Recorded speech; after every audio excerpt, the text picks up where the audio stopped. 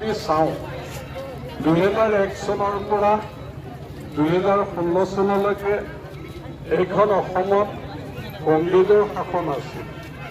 মুখ্যমন্ত্ৰী আছিল তৰুণ গগৈ ডাঙৰীয়া আৰু এই শাসনৰ কালত এইখন অসমত কি হৈছিল? এইখন অসম সন্ত্ৰাসবাদ আছিল। এইখন অসমত বহু মানুহৰ মৃত্যু হৈছিল।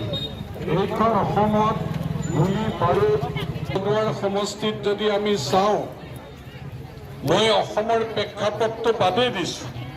কিমান মানুহৰ মৃত্যু হ'ল, সাম্প্ৰদায়িক সংঘৰ্ষ হ'ল, ধন দাবী হ'ল, গুলি বাৰুদ বোমা ফুটিল। স্বাধীনতা দিৱসৰ তৰুণ গগৈ ডাঙৰীয়াৰ দিনত ধেমাজি শিশুৰ তেজেৰে পতাকাৰ তল ৰাঙলী হ'ল।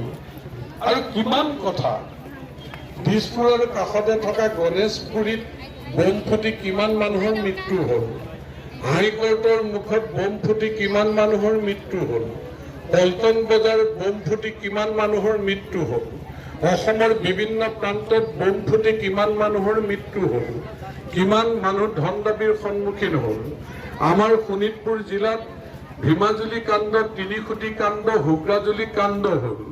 আমাৰ ইয়াত আজাৰগুৰি কাণ্ড, গ্ৰেনেড কেনেকৈ ফুটাইছিল, আমাৰ আদিবাসী মানুহৰ মাজত, আমাৰ গোৰ্খা মানুহৰ ঘৰত কেনেকৈ গ্ৰেনেড ফুটাইছিল, কেনেকৈ ধনপাল লিম্বুক নৃশংসভাৱে গুলীয়াই হত্যা কৰিলে, কেনেকৈ মঙলবৰীয়াত চাইৰেন তিৰু আজিও নোহোৱা হৈ থাকিল, কেনেকৈ হাটিঙা অঞ্চলৰ সেই আমাৰ লক্ষেশ্বৰ হাজৰিকা বাহুৱাল কল বেপাৰ কৰা সেই অসমীয়া ল'ৰাজন কেনেকৈ আজি তেওঁৰ পত্নী ল'ৰা ছোৱালীয়ে কেনেধৰণে চাই থাকে, আজিলৈকে ডেড বডিও নোলাল।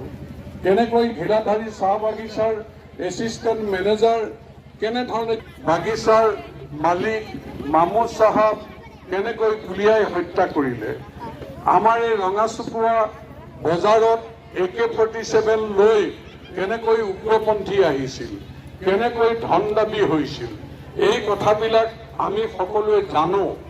কিন্তু এই কথাবিলাক কংগ্ৰেছৰ যে চৰকাৰৰ দিনত হৈছিল, তেওঁলোকে ভাবিছে যে এই কথাবিলাক অসমৰ মানুহে পাহৰিলে।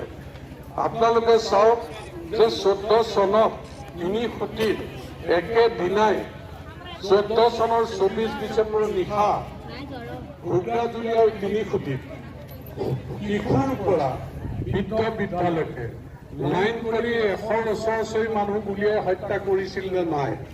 সেইদিনা মই কেনেকৈ তিনিখুটিলৈ গৈছিলো আৰু কেনেকৈ সেই ল'ৰা মৃত্যু মুখত পৰা মানুহৰ ল'ৰা অভিভাৱক, মাক দেউতাক, ল'ৰা ছোৱালীক মই কেনেকৈ 7 কিলোমিটাৰ পথাৰে পথাৰে খোজকঢ়াই লৈ আহিছিলো।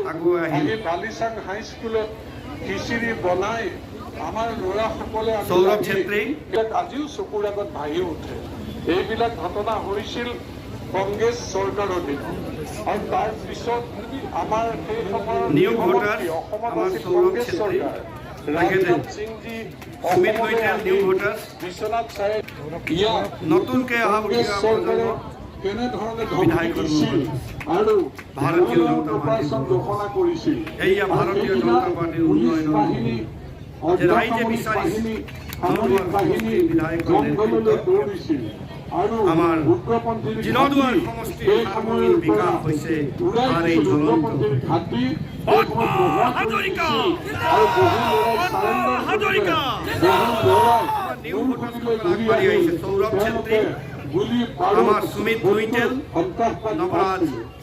সেইদিনাৰ পৰা এইখন অসমত গুলি বাৰুদ বোমাৰ শব্দত ৰাতি নুশুৱাই আমাৰ প্ৰেম বিশ্বকৰ্মা ডাঙৰীয়া বিশ্বকৰ্ম সমাজৰ হৈ বিধায়ক মহোদয় এখন বিচাৰিছে।